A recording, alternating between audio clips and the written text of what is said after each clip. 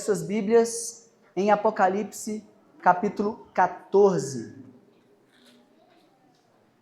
Apocalipse, capítulo 14. Hoje nós vamos expor do versículo 14 até o versículo 20. Encerramos assim o capítulo 14 de Apocalipse. Apocalipse, capítulo 14.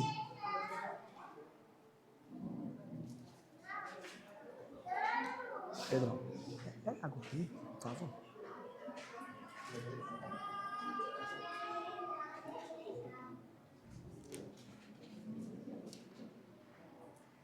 Amém, irmãos? Apocalipse, capítulo 14. Nós vamos hoje encerrar o quarto ciclo de Apocalipse. Para quem tem acompanhado a nossa série de exposições, nós temos exposto há alguns meses o livro de Apocalipse. E o que nós temos visto é que Apocalipse é um livro dividido em 7 sessões, 7 ciclos, 7 momentos onde que João vai contar para a gente toda a história da redenção. A história que começa com a criação, a boa criação de Deus, mas essa boa criação foi manchada pelo pecado. E por conta do pecado houve morte, destruição, juízo de Deus. Mas não acaba a história aí. Deus, por graça, redime. Deus se faz carne, habita entre nós, cheio de graça e cheio de verdade. E o nosso Cristo, então, redime, morre pelo seu povo. Mas não só isso, irmãos. Ele virá julgar vivos e mortos. O nosso Senhor morreu por nós, mas Ele venceu a morte, ressuscitou dentre os mortos, está sentado à direita de Deus Pai, onde há de vir julgar vivos e mortos. E Ele virá com poder e grande glória. Nós vemos então esse ciclo acontecendo de forma reiterada. O primeiro ciclo é Cristo com as 7 igrejas. O Senhor Jesus escreve cartas às igrejas e Jesus diz que Ele vai sustentar o seu povo. O segundo ciclo é o Cordeiro bendito de Deus, glorificado no capítulo 4. Esse Cordeiro bendito toma o livro daquele que está sentado no trono. Diante dele todos adoram. Então ele começa a romper os selos do juízo e o juízo de Deus vem e ele consuma a história e acaba e nós glorificamos e cantamos ao nosso Deus. Depois nós vimos as 7 trombetas. Mais uma vez nós vimos esse ciclo acontecer. Da criação, da queda, da redenção e do juízo final. E agora, no capítulo 14, nós estamos encerrando esse ciclo. Eu quero lembrar os irmãos, antes de ler, o que nós percorremos até agora. O que aconteceu nesse ciclo? Nós temos, no capítulo 12, a grande batalha escatológica.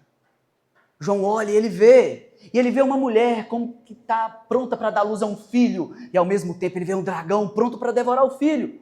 E o dragão se coloca diante da mulher, uma mulher na sua fase mais gloriosa, mas também mais frágil, uma mulher grávida, a ponto de dar à luz a um filho. Então o dragão se coloca diante da mulher para destruir o menino. E João, de forma incrível, ele conta todo o ministério de Jesus em um versículo. O menino nasceu e foi arrebatado. O menino nasceu, viveu, morreu e ressuscitou, foi arrebatado a Deus e o dragão não pôde destruir o menino.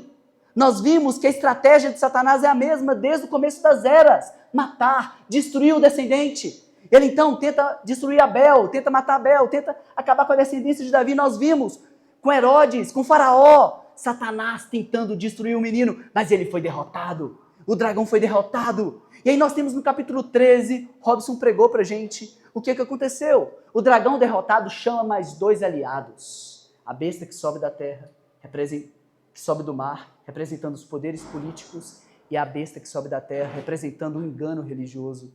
O dragão convoca os seus aliados para destruir a igreja, para acabar com a igreja. Porém o cordeiro, no começo do capítulo 14, se coloca no Monte Sião. E com ele 144 mil.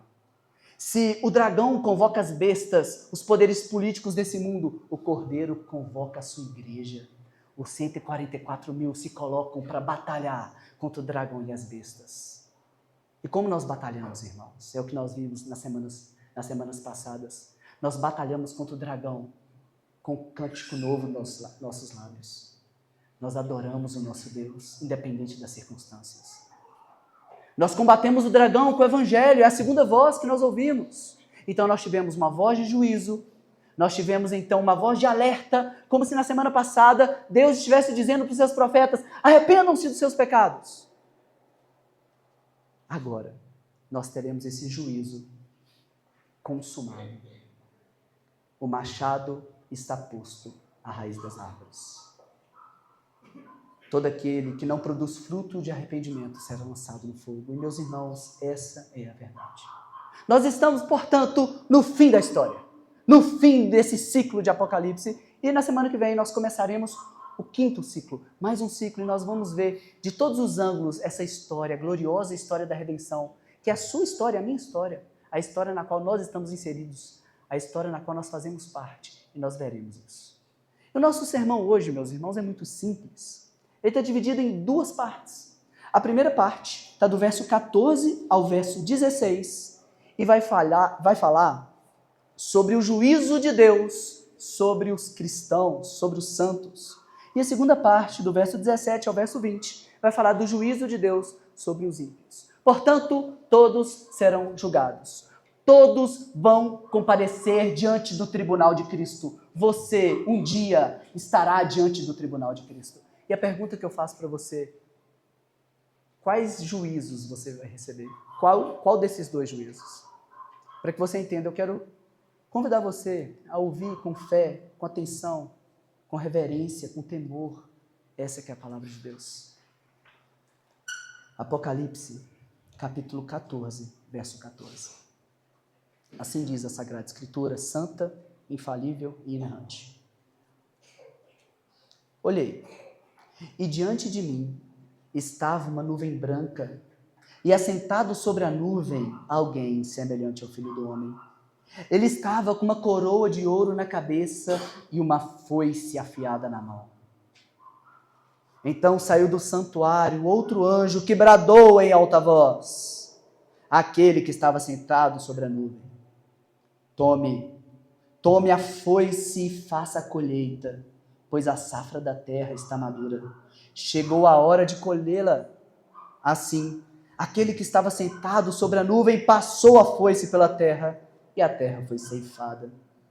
Outro anjo saiu do santuário dos céus, trazendo também uma foice afiada.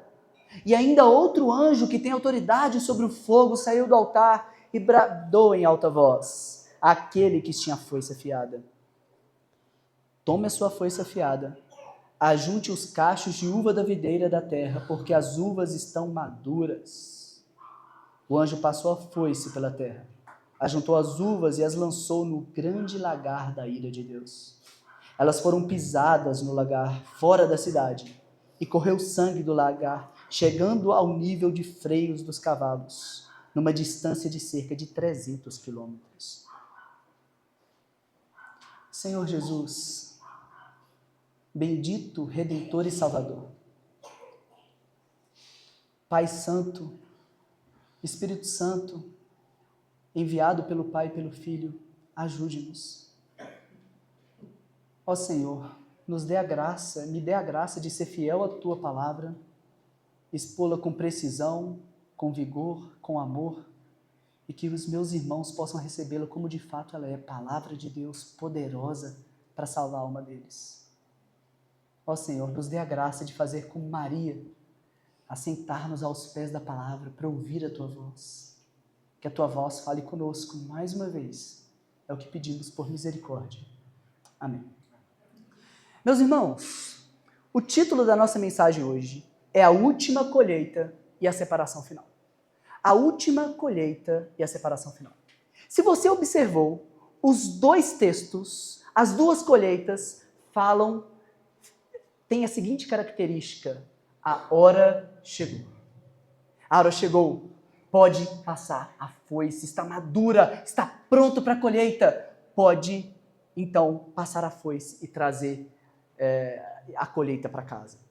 Só que nós vemos que essas 2 colheitas, elas são completamente diferentes. Enquanto uma é ceifada pelo Filho do Homem, aquele que está glorioso nas nuvens, a outra é ceifada e colocada num lagar da ira de Deus.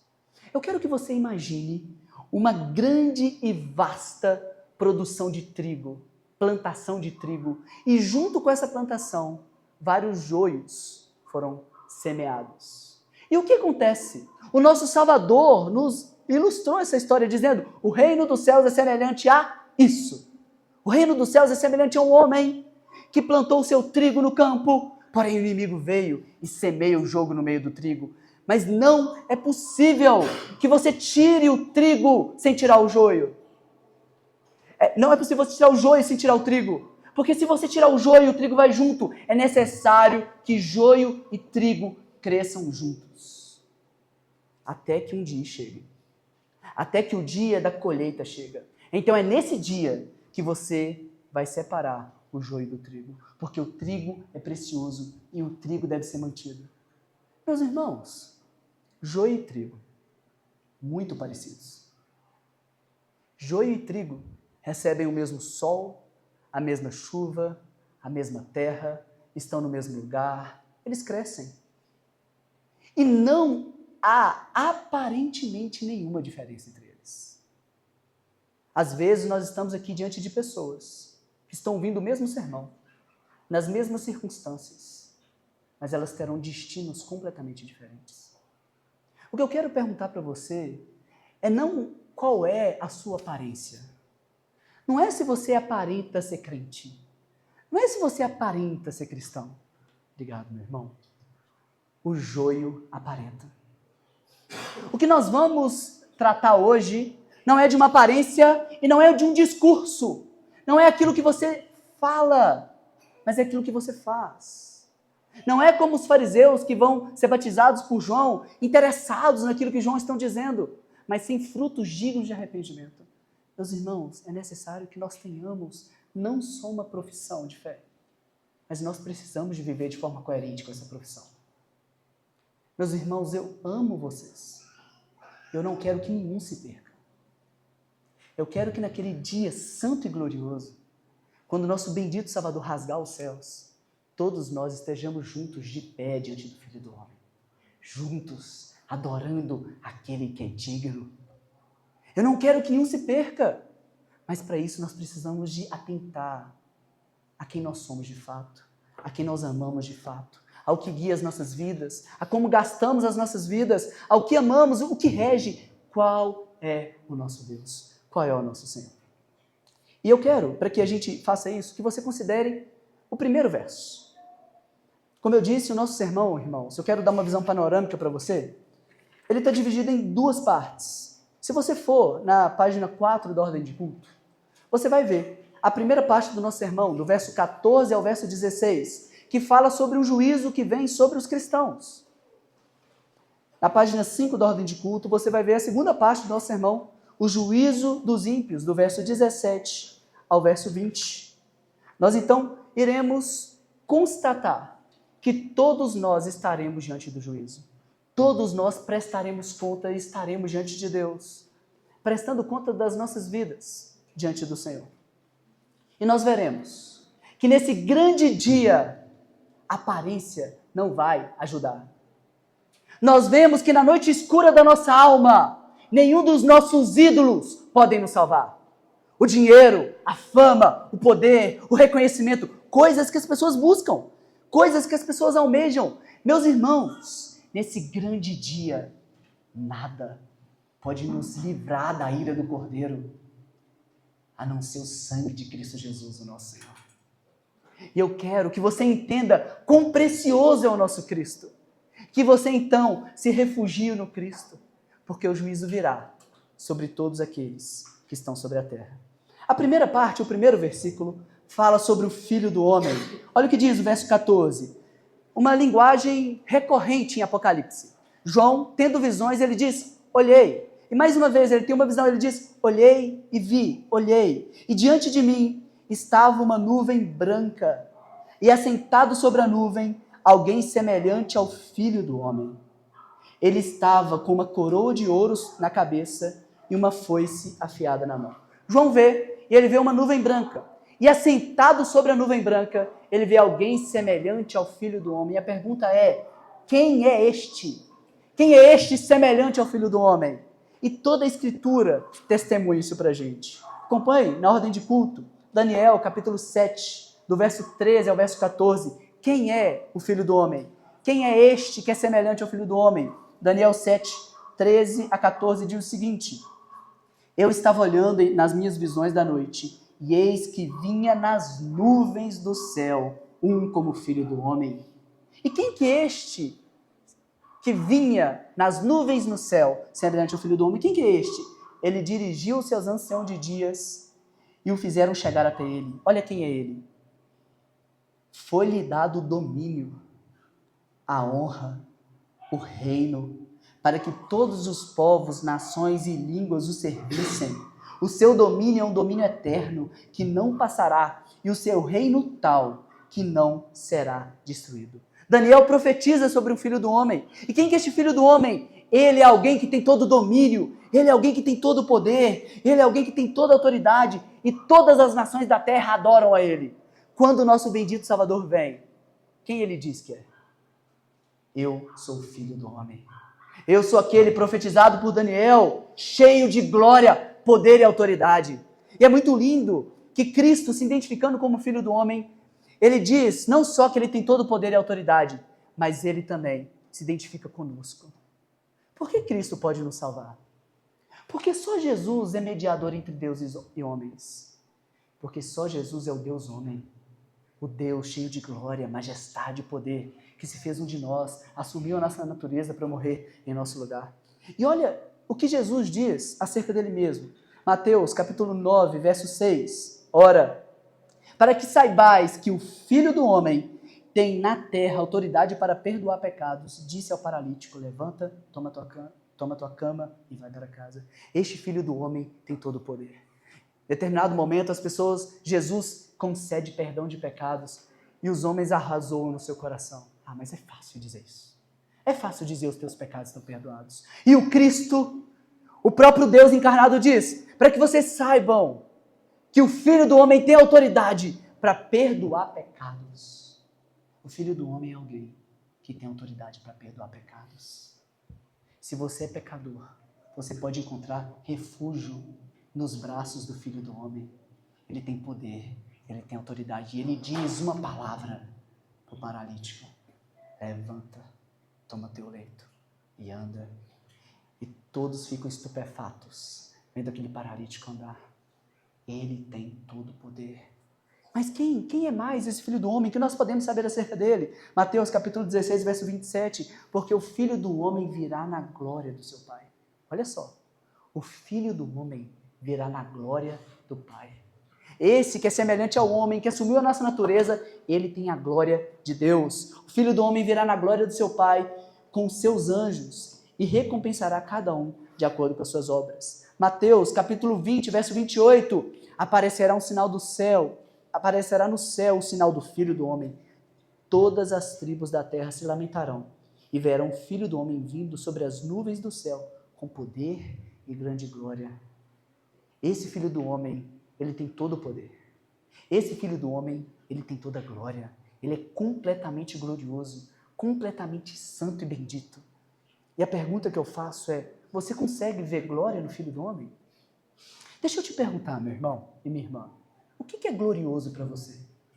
O que é belo? O que enche o seu olhar? Nós somos cegos. Nós nos encantamos com a beleza de um ouro que passa. Nós nos encantamos com belezas de glórias que são transitórias.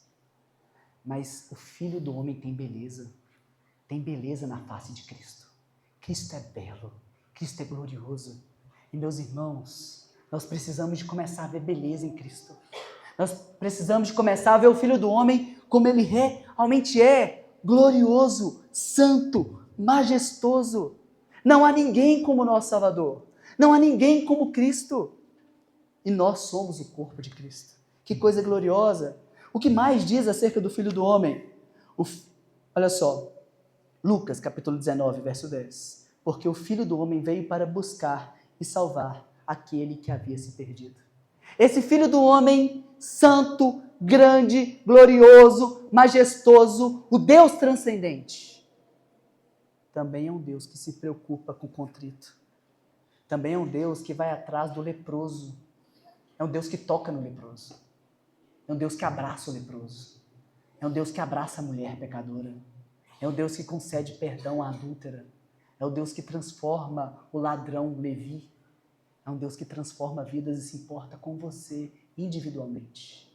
Esse Deus santo e glorioso é um Deus que te abraça. E eu preciso que você entenda isso para que você entenda a gravidade do seu pecado. O nosso pecado consiste em nós recebermos o Cristo santo e glorioso, olharmos para Ele e rejeitarmos, porque preferimos outras coisas. O nosso pecado ele é grave, porque ele parte do princípio que ele é uma rejeição daquele que é todo santo, todo glorioso, todo majestoso, para tentar encontrar satisfação em migalhas que esse mundo possa oferecer. E nós veremos como que o juízo de fato é severo. Mas o Cristo santo e glorioso, o Filho do homem, vem para aquele que havia se perdido. O médico não vem para os sãos, ou para aqueles que acham que são sãos. O médico vem para os doentes. Deixa eu te perguntar, o seu coração está doente? Está descompassado? Está valorizando coisas que não deveria? Acima do Filho do homem. Ele vem exatamente e nos chama ao arrependimento, a reconhecer quem Ele é e adorá-lo pela beleza da sua santidade. Olha o que diz o Bailey, no comentário dele em Apocalipse, exatamente sobre esse trecho. O juiz é semelhante a um filho do homem, que está sentado sobre a nuvem, que é uma alusão de Daniel, capítulo 7, verso 13, e encontra-se na tradição interpretativa de Mateus 24, 30. Essa tradição geralmente associa a vinda do Filho do Homem com a redenção e com o juízo. Presta atenção. A vinda do Filho do Homem acarretará em duas coisas. E é exatamente isso que o nosso sermão está dividido. Nosso sermão hoje tem duas partes. A vinda gloriosa do Filho do Homem acarretará em duas realidades distintas e não há uma terceira. Quais são essas realidades? Redenção e juízo. Redenção, salvação para aquele que confia no Filho do Homem e juízo para aquele que o rejeita. Em Mateus 24, Jesus profetiza como um Filho do Homem. Ele virá sobre as nuvens, tanto para julgar quanto para redimir. Sua coroa evoca a realeza sobre os seus inimigos. Os versículos seguintes mostram a foice afiada, que é uma metáfora de juízo. Então esse Filho do Homem que vem nas nuvens do céu, ele trará duas coisas. Ele tem duas coisas. Ele tem na sua cabeça uma coroa representando a sua realeza, a sua grandeza. Ele salvará o seu povo, mas ele também tem uma foice afiada que aponta para a realidade do juízo. Olha o que Randy Osborne diz no seu comentário. Este Filho do Homem tem três características. A primeira, ele está sentado sobre a nuvem branca. Por todo o livro de Apocalipse, a cor branca significa pureza, sabedoria, glória e vitória. A nuvem branca aqui é um tipo de trono no qual Cristo está. Em segundo lugar, aquele que está sobre a nuvem tem a coroa de ouro sobre a cabeça. A imagem ecoa Daniel 7,13, e a coroa de ouro conota autoridade real e glória divina. O ser semelhante a um filho do homem é soberano, que está prestes a julgar o mundo. Finalmente, esse juiz soberano tem a foice afiada em sua mão. A foice significa o julgamento de Deus na colheita final. A ênfase na qualidade afiada da foice revela o caráter decisivo e o poder por trás do julgamento. Eu quero que você pense que é exatamente isso que acontece. Nós temos crescendo e as pessoas vivendo no mundo como trigo e como joio. Crescem, ouvem uma mesma mensagem, mas por mais paradoxal e estranho que seja, numa mesma colheita a gente tem os dois. Em uma mesma colheita, em uma mesma igreja, em uma mesma congregação, assentado, ouvindo o mesmo sermão, você tem pessoas que têm uma aparência, que são joio, e você tem aqueles que são trigo de fato. A beleza disso tudo, irmãos, é que nós temos um Deus que pode fazer milagre. Porque no fim das contas, todos nós éramos ervas bravas. Nenhum de nós éramos trigo. Todos nós e cada um de nós se rebelava, cada um pelo seu próprio caminho. Mas Cristo transforma. Cristo nos dá vida e Ele pode nos transformar de fato. Ele pode nos transformar de joio para trigo. Ele pode fazer com que nós sejamos de fato filhos de Deus. E encontremos no dia da colheita não o juízo, mas a graça. Não o juízo, mas a misericórdia. Não um castigo eterno, mas a misericórdia eterna do nosso Deus. E, meus irmãos, a gente está no fim do ciclo. Esse é o fim da história. Tudo aponta para essa realidade. E nós precisamos de considerar a nossa vida à luz dessa realidade. O nosso texto nos conclama isso hoje. A segunda parte, da primeira parte do nosso sermão, está na página 5 da Ordem de Culto, e fala sobre o juízo daqueles que estão em Cristo. Porque, na verdade, todos sim serão julgados. Se vocês prestaram atenção, todos serão ceifados. Então, qual é a diferença do primeiro grupo para o segundo grupo? Como que se dá o juízo daqueles que estão em Cristo? Na página 5 da Ordem de Culto. E é muito interessante nós pensarmos no final de Apocalipse. Porque aqui nós estamos exatamente no final. Só que nós estamos considerando um ciclo. No final de Apocalipse teremos um outro ciclo que jogará luz ao que está acontecendo agora. E olha como que o livro de Apocalipse termina, o último dos 7 ciclos, termina dizendo o seguinte: o injusto continue a praticar injustiça. Continue o imundo a imundícia.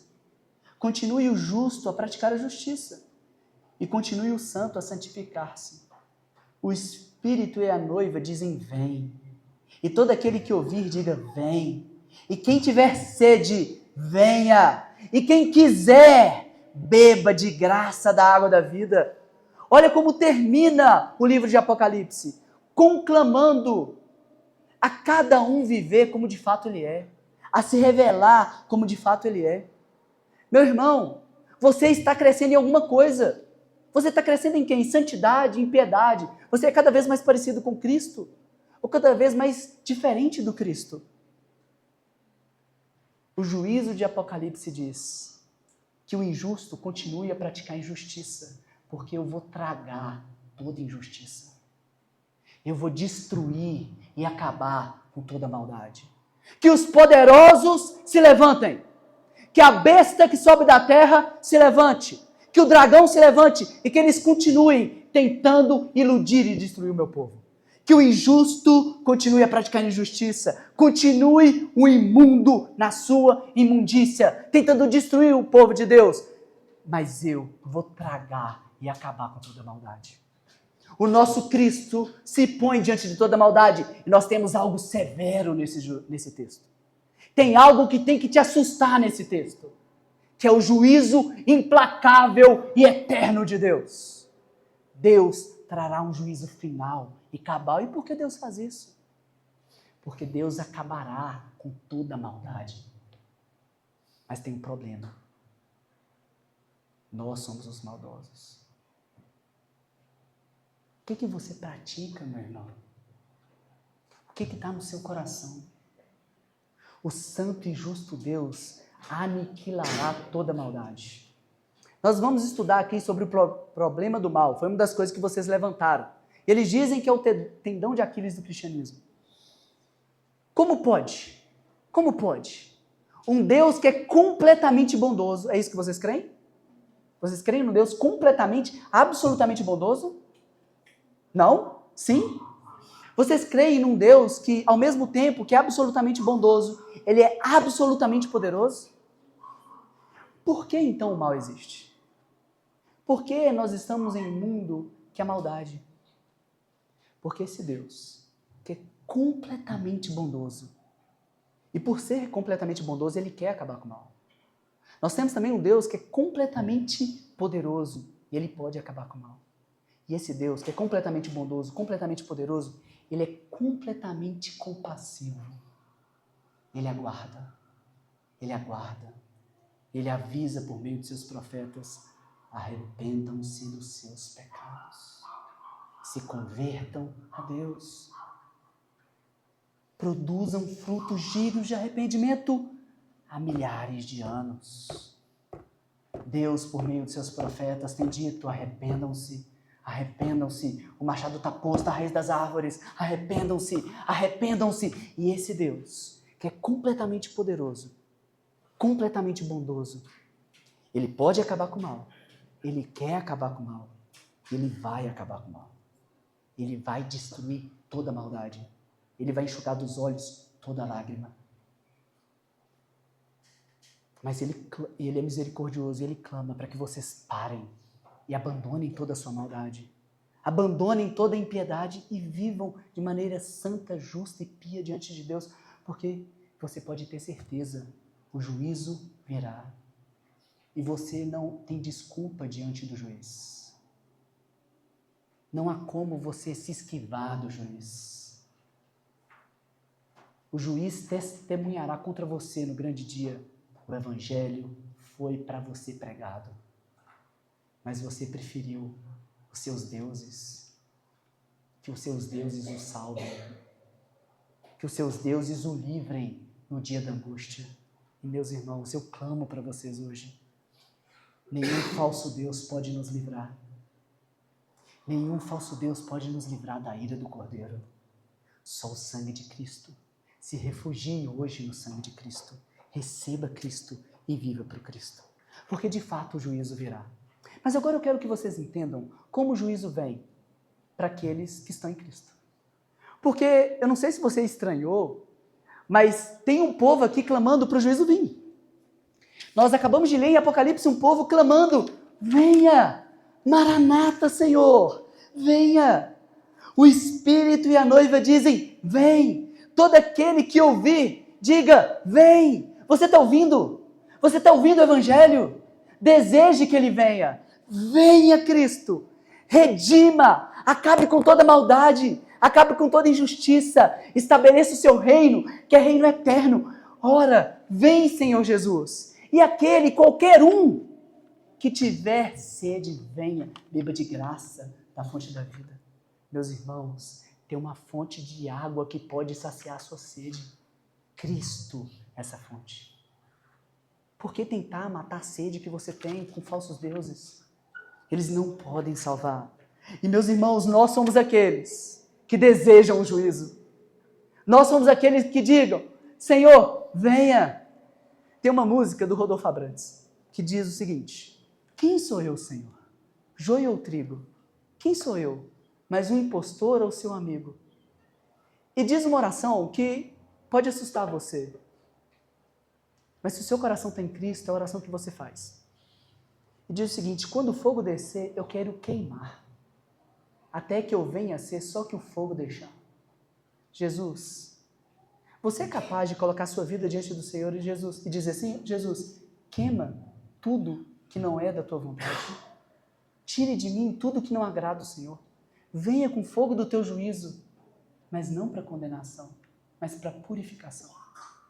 Ó Senhor, venha com teu fogo. Expurgue de mim, custe o que custar. Na vida ou na morte, eu não me importo, mas me conforme à imagem de Cristo. Essa é a oração mais linda que a gente pode fazer. Meu Senhor, eu tenho tantas impurezas. Purifique-me das que me são ocultas. Ó Senhor, aqui estão minhas obras. Valide elas. Faça ela passar pelo fogo do teu juízo e me mantenha puro e santo diante do Senhor. Tire de mim cada resquício de mim mesmo e me liberte de mim mesmo. Porque quando o juízo vier, nós já estaremos purificados. Porque na verdade, meus irmãos, o nosso Cristo já carregou o nosso juízo. Se você está em Cristo, naquela cruz, Ele carregou a sua condenação para que você e eu pudéssemos ter vida. Jesus, meus irmãos, Ele nos dá a vida. Jesus é a nossa vida. Ele é tudo para nós. E, portanto, nós não nos importamos de perder tudo, porque tudo para nós é esterco comparado a Cristo. Cristo é mais glorioso do que todas as coisas. E você pode colocar todo mundo, com todo o ouro, com toda a fama, com todo o poder e reconhecimento de um lado. Se você colocar Cristo do outro, nós desejaremos o nosso Cristo santo e bendito. Ele é o nosso Senhor. Ele é tudo para nós. E pouco importa a nossa vida, porque Cristo é a nossa vida. Em Cristo nós temos vida. Em Cristo nós temos segurança. Em Cristo nós temos paz. Em Cristo nós temos descanso. Em Cristo a nossa sede é saciada. Cristo é bendito, irmãos. Prove de Jesus. Aquele que quiser, venha, tome de graça da água da vida. E nós clamamos, então, vários outros textos que falam sobre o juízo sobre nós. Esse juízo é um juízo que já aconteceu. Olha o que diz, Romanos capítulo 8, verso 1. Porque não há condenação para aqueles que estão em Cristo Jesus. Não há mais condenação. O juízo vai vir.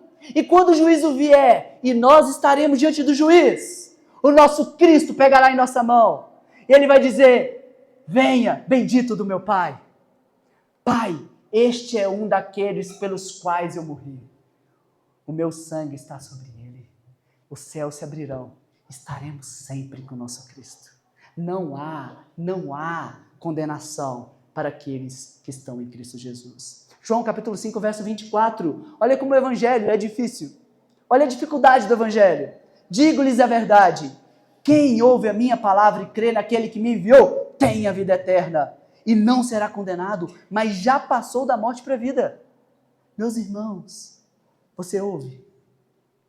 Quem ouve a minha palavra e crê naquele que me enviou, tem a vida eterna. E não será condenado, mas já passou da morte para a vida. Que verdade bendita a gente saber. Eu passei da morte para a vida. E como que a gente passa da morte para a vida? Como que a gente passa, Sofia? Como que a gente passa, Davi? Da morte para a vida. A gente passa da morte para a vida morrendo. É morrendo que a gente vive. É dando que a gente recebe. É entregando o que a gente tem. O reino de Deus é o contrário do mundo. O primeiro passo da nossa fé.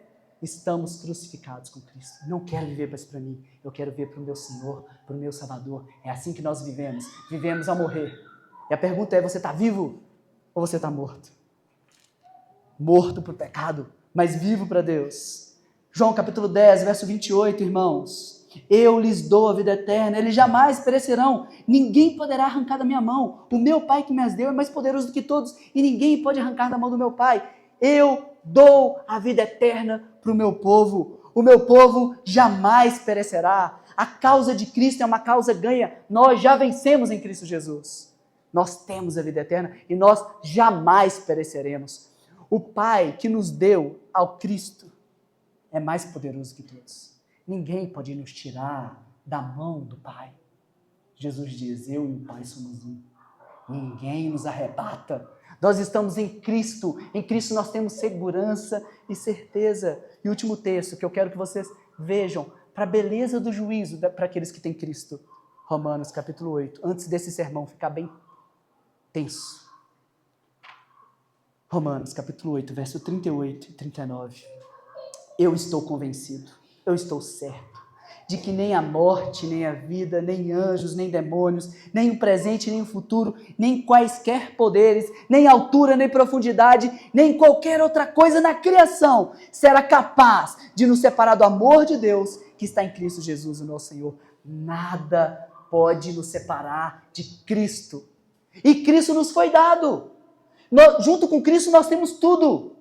E ninguém pode nos tirar de Cristo. Nem altura, nem profundidade, nem principados, os poderes desse mundo, nem potestades, os demônios, com todas as legiões e as bestas que sobem do mar e da terra. Nada pode nos separar do amor de Deus. Nem altura, nem profundidade, porque o nosso Cristo nos foi dado, irmãos. Que verdade gloriosa e bendita. Mas e para aquele que de forma deliberada rejeita o Cristo? Mas e aquele que confia em falsos deuses? Nós temos então o final do nosso sermão. Versículo 17 diz o seguinte: outro anjo saiu do santuário dos céus, trazendo também uma foice afiada. E aí então outro anjo que tem autoridade sobre o fogo saiu do altar e bradou em alta voz, aquele que tinha a foice afiada. Mais uma vez, o juízo vai vir. Tome a sua foice afiada, ajunte os cachos de uva da videira da terra, porque as suas uvas estão maduras. O anjo passou a foice pela terra, ajuntou as uvas e a lançou no grande lagar da ira de Deus. Olha como é vívida e terrível a imagem. Verso 20.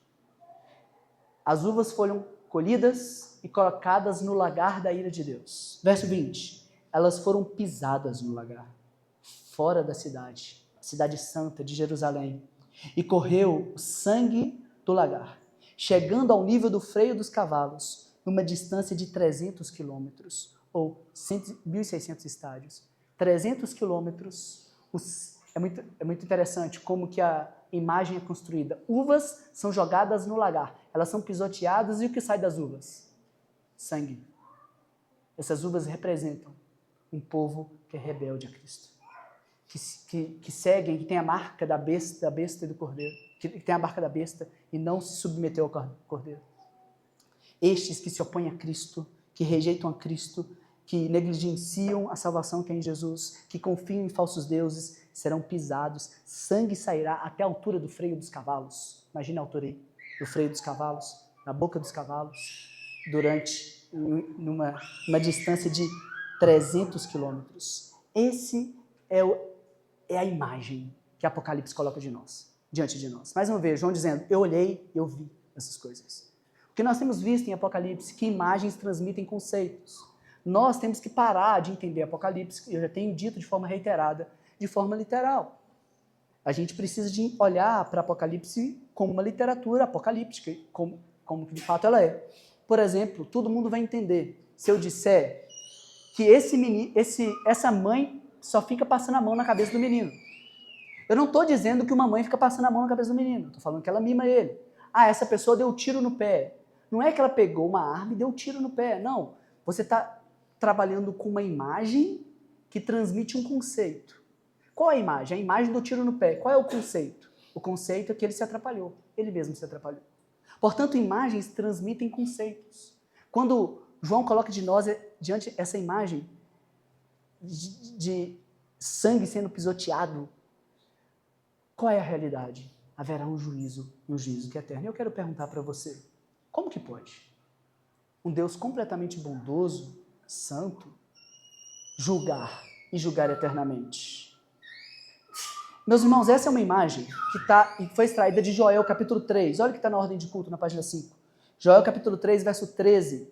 Lancem a foice, pois a colheita está madura. Venham, pisem com força as uvas, pois o lagar está cheio e os tornéis transbordam. Tão grande a maldade dessas nações. Por conta da maldade das nações, vem foice e vem juízo. E a pergunta é a seguinte: por que Deus precisa de condenar os ímpios ao juízo eterno? Por que Deus, um Deus santo, precisa de condenar os ímpios e condenará os ímpios ao juízo eterno? E a primeira parte da minha resposta pode assustar você. Por que Deus condena ímpios ao juízo eterno? Porque Deus é amor. Fez sentido agora para vocês isso aí? Não, né? Fez? Por que Deus condena ímpios ao juízo eterno? Primeiro ponto, porque Ele é amor.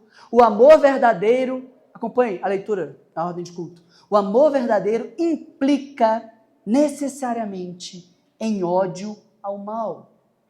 Quando amamos alguém, rejeitamos naturalmente tudo que fere o que amamos. Por exemplo, se eu amo a minha esposa, devo odiar o adultério. Se amo a minha filha, devo repudiar qualquer forma de abuso contra ela. Se amo a justiça, eu devo abominar a opressão. Se amo a vida, eu devo detestar o aborto. Se amo a verdade, eu devo odiar a mentira. Se amo a liberdade, eu devo rejeitar a tirania. Se amo a paz, eu devo odiar a guerra. Da mesma forma, Deus, em sua perfeição, não pode tolerar o mal. Ele vai se opor e ele vai destruir todo o mal. Abacuque, capítulo 1, verso 13, reforça isso quando diz: tu és tão puro de olhos que não pode ver o mal, e a opressão não pode contemplar. Se odiamos o mal por amor, quanto mais Deus, que é o próprio amor. Se alguém se declarar neutro em relação ao holocausto, essa pessoa é considerada monstruosa. Quem ama os judeus odeia o holocausto. Assim, o amor perfeito de Deus exige uma aversão total ao mal, à injustiça e aos que as praticam. Este é o problema da humanidade. Nós somos os maldosos. O juízo de Deus vem contra nós e ele é implacável. Por que Deus precisa de julgar todo o mal? Porque Deus é absolutamente bom. E por ser absolutamente bom, ele odeia todo o mal. Salmo capítulo 5 diz que Deus odeia os perversos, odeia os maldosos. E o que você diria de alguém que diz o seguinte: não, eu amo os judeus, mas para mim a questão do holocausto foi uma questão de preferência política. Não tem nada a ver. Isso é monstruoso. Se você ama a vida, você deve odiar o holocausto, odiar a maldade que aconteceu ali. Meus irmãos, e nós temos um Deus Nós somos tão maus e mesmo assim nós nos opomos à maldade e odiamos a maldade. Eu amo a minha esposa, portanto eu odeio a quebra da aliança. Se eu amo a minha esposa de fato, eu vou odiar o adultério. Agora, Deus tem um povo que adultera com falsos deuses. Eu não posso suportar o adultério. Deus não pode suportar o adultério. Deus não consegue contemplar essa maldade. E Deus virá julgar toda essa maldade. Ele se oporá de forma infinita a toda maldade e com todo o seu poder, porque Ele é absolutamente bom.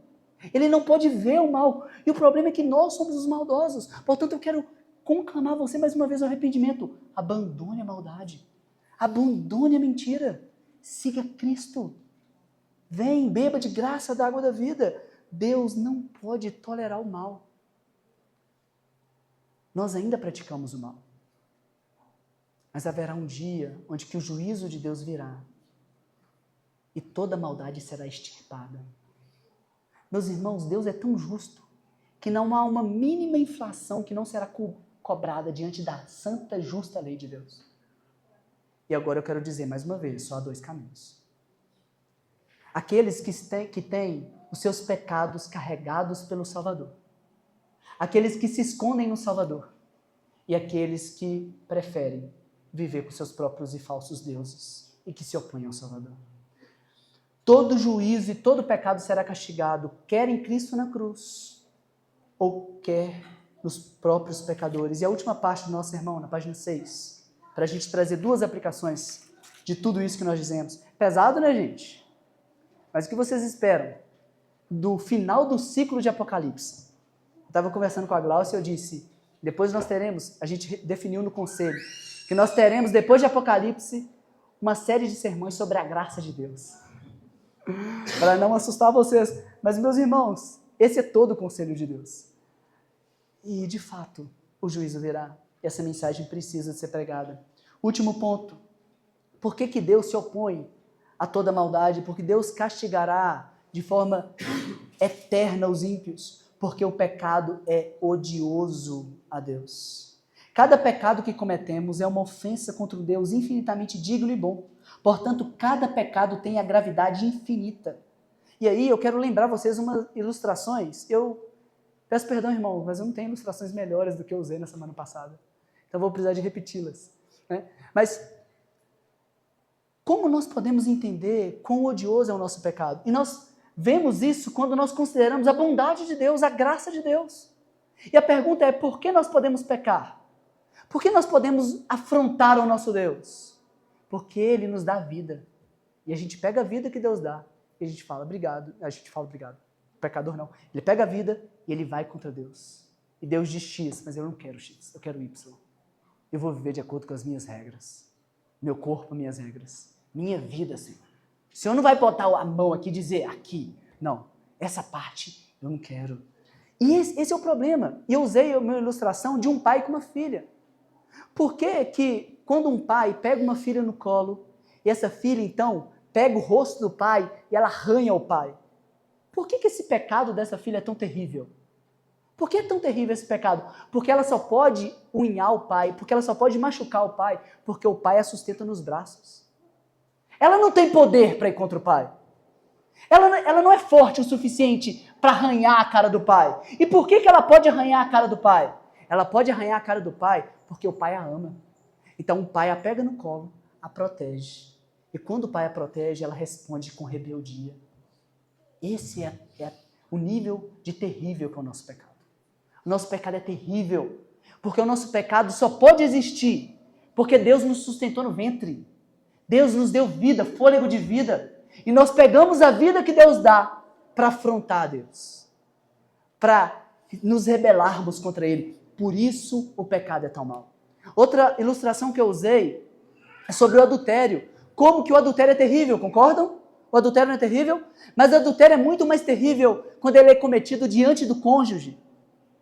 Imagine um adultério sendo cometido diante do cônjuge. Quão mais terrível ele é. Deus, ao nos dar os 10 mandamentos, ele diz, não tenhas outros deuses diante de mim. Todo pecado que você comete não está escondido, irmão. Você esconde ele de mim. Você é muito legal, você vem aqui e você parece crente, mas Deus está vendo o seu pecado e você está adulterando diante dele. Não terás outros deuses diante de mim. Todo pecado é diante de Deus. Por isso nosso pecado é terrível, ele é odioso e nós devemos odiar o nosso pecado e nos opor a todo pecado. O Paul Washer usa uma ilustração sobre todo o universo obedecendo e se curvando diante de Deus. Então Deus diz, haja luz e ar. Deus diz que os planetas se formem e eles são formados. Deus diz ao mar, até aqui não passa. E toda a criação diz amém, amém. Todos se curvam, todos obedecem, todo o cosmos obedece a Deus. Mas Deus diz pra gente, não minta. E nós mentimos. Deus diz, não coma do fruto. E nós comemos do fruto. Deus diz, não terão outros deuses diante de mim. E nós achamos que vamos ter redenção e alegria buscando falsos deuses. Meus irmãos, que nós possamos ser libertos de nós mesmos. O Canto Verbo tem uma música que eu acho extraordinária, chama De Notas Tristes. E um trecho da música diz o seguinte, para que vocês entendam quão terrível é o pecado. Ele diz, respira o ar que não criou, para nele propagar ideias tortas. E o coração que nunca fez bater, sai do ritmo, e em seu íntimo, rebeldia. Você criou o ar? Nós respiramos o ar que não criamos, para nele propagar mentiras. Nós respiramos o ar que não criamos, para nele propagar calúnias contra os nossos irmãos, maledicências. Meus irmãos, não convém que seja assim. A mesma boca que abençoa a Deus, destrói seu irmão. Nós propagamos no ar afrontas ao Deus que fez o ar e que fez o nosso pulmão. E o coração que a gente nunca fez bater, sai do ritmo. Em nosso ritmo, rebeldia. Duas aplicações para a gente encerrar esse sermão duro, de fato, mas verdadeiro. A primeira, meus irmãos, é a terrível realidade do juízo. Eu poderia dizer muitas coisas que vocês ficariam felizes e não assustados, mas eu tenho compromisso com a alma de vocês. Eu quero que vocês sejam libertos de vocês mesmos, que vocês coloquem em Cristo a esperança de vocês. Haverá um terrível dia do juízo. Sim, de fato, trigo e joio crescerão. Eles vão crescer e eles vão ouvir as mesmas mensagens, eles vão viver em contextos sociais bem parecidos, mas vai chegar um dia em que joio e trigo serão separados. E a pergunta que eu faço para você é, quem é você? Joio ou trigo? Há uma terrível realidade de juízo. Quão seriamente tomamos o conteúdo desses versículos na nossa vida diária? Meus irmãos, eu quero perguntar para você, quão seriamente a gente considera as nossas ações à luz do juízo eterno? Um teólogo, último dos puritanos, Jonathan Edwards, ele escreveu 70 resoluções. É incrível ver como que as resoluções ele considera a vida dele diante do juízo. Como que você viveria a vida que você viveu hoje se você soubesse que amanhã você estaria diante do rei? Como você tem vivido a sua vida? Você está pronto para encontrar o rei? Você tem considerado de forma clara, de forma real, a realidade final e absoluta do juízo? Você tem considerado? Quão seriamente temos tomado o conteúdo desses versículos em nossa vida diária? E quando consideramos o estado espiritual das pessoas ao nosso redor? Será que a gente lida com as pessoas sabendo que, de fato, elas podem estar eternamente separadas do Cristo? Será que nós temos, de fato, nos deleitado em Deus, mas ao mesmo tempo não queremos que outras pessoas conheçam mesmo? Nós temos, de fato, vivido à luz dessa realidade, dessa pedra de tropeço. Haverá um juízo, haverá uma ceifa. Todos irão comparecer diante do tribunal de Cristo. É a última aplicação, meus irmãos. Eu quero dizer para você, eu não quero terminar esse sermão de forma desesperada. Eu quero dar para você esperança. A segunda aplicação é que a graça, a perdão, a salvação, a redenção em Cristo Jesus. Deus propiciou um meio para escaparmos do juízo eterno. E é apenas por meio de Cristo Jesus, o nosso bendito Salvador.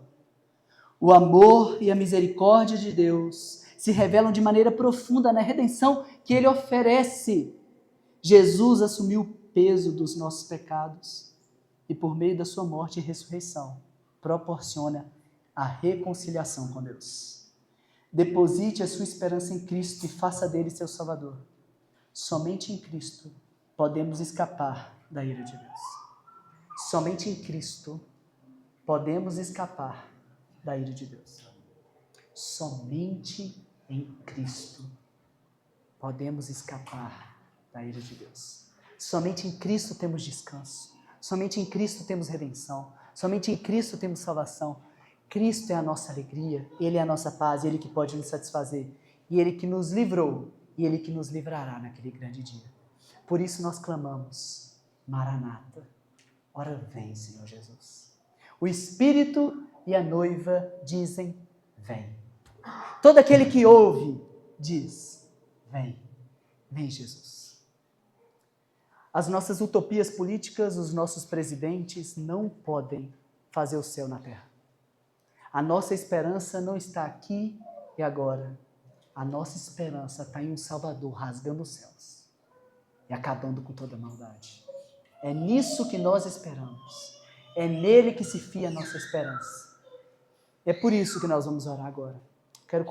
Eu quero pedir para que você curve a sua cabeça. Eu quero que você ore por você. Que tipo de fruto você tem dado? Você tem dado frutos dignos de arrependimento? Por favor, não olhe para o lado. Clame pela sua alma. Ore para que o fogo de Deus desça, queime toda obra falsa, que deixe apenas aquilo que for verdadeiro, aquilo que Cristo construiu, e construa junto com Cristo uma vida de verdade. Eu vou dar um tempo para que você ore por você e nós vamos orar, pedindo para que Deus nos ajude.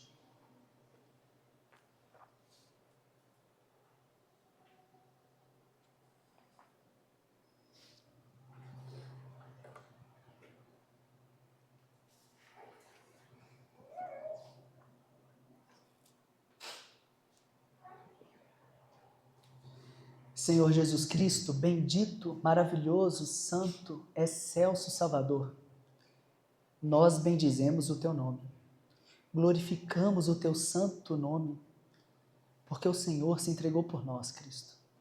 E nós, a Tua igreja, nos entregamos a Ti também. Nós entregamos ao Senhor as nossas vidas, nós entregamos ao Senhor os nossos pecados e recebemos do Senhor perdão. Nós recebemos do Senhor graça, salvação e redenção. Obrigado, Cristo bendito, porque nós fomos livres da morte e do inferno, livres do pecado, livres da condenação, porque já não há condenação para aqueles que estão em Cristo Jesus. Obrigado, Cristo bendito Salvador, porque sim, há um terrível juízo que virá sobre todos que habitam na terra. Mas o Senhor, nosso Salvador, já carregou por nós o nosso castigo. Senhor, a Tua igreja te aguarda. Nós clamamos juntos, Maranata, Senhor. Venha. Nós aguardamos ansiosamente o Senhor vir buscar o Teu povo. Nós pertencemos a Ti, Jesus. Muito obrigado. Senhor, hoje nós pedimos que salvação aconteça, que nenhum dos que me ouviram hoje se perca, Senhor. Que o Senhor possa estender a Tua graça e a Tua misericórdia sobre todos eles. Que todos abandonem os seus ídolos e que todos confiem no Senhor. Porque no dia da colheita, nenhum falso ídolo pode nos salvar. Apenas Cristo, o nosso Salvador. Cubra com Teu sangue aqueles que me ouvem. Abençoe essa palavra, Senhor. Nós não podemos fazer nada, mas nós podemos confiar no Senhor. É o Senhor que faz a Tua obra, é o Senhor que morreu pelo Seu povo, e é o Senhor que selará todos os eleitos. E quando o último eleito for selado, o Senhor rasgará os ares e virá buscar o Teu povo. Bendito Salvador, nós Te amamos. Entregamos ao Senhor esse culto, entregamos ao Senhor essa palavra, e nos rendemos aos Teus pés. Muito obrigado. Nós oramos em nome de Cristo, nosso Salvador. Amém.